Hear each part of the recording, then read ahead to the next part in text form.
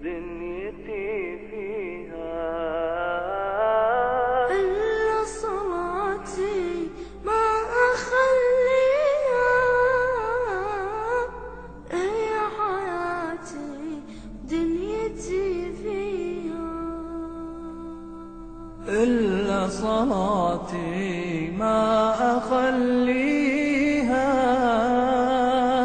هي حياتي دنيتي فيها.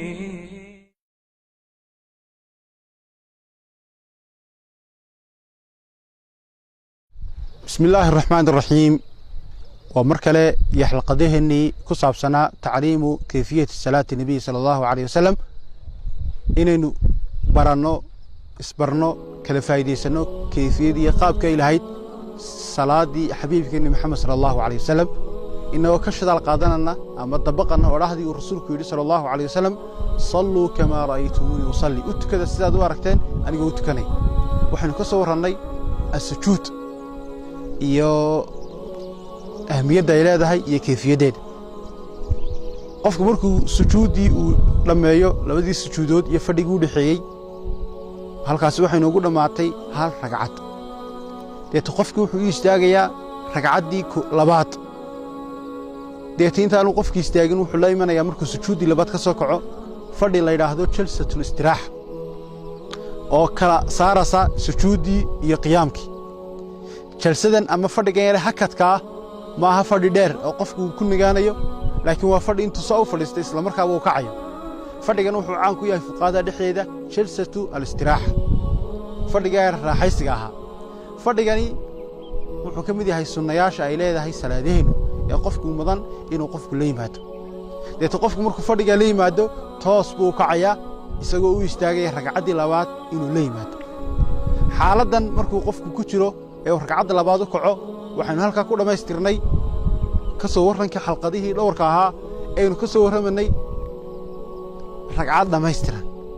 ragcadaynu ka soo waramanay sida u dhameystirnayd iyo wixii aynu ka soo waramanay oo dhan ayuu isla ragcaddan sameynaya ragcaddan dhowr qodob bay ku kala duwan yihiin markuu qofku soo istaago ee jalsatul istiraaha ama fadhiga raaxada ku soo istaago qofkii Allahu akbar uu la yimaado halkii markii ugu horeysay الله أكبر كل يمادو أخري دعاء الاستفتاح مركن ما أخري وحي كل دوينهن قذف كلابات استعاذ والله يمنيا بسملة والله يمنيا بسك وأخرية فاتحة وأخرية ديت مركو فاتحة أخرية قرآن كلا أخرية أنت أنا ويسكش بها ركوعي كذلك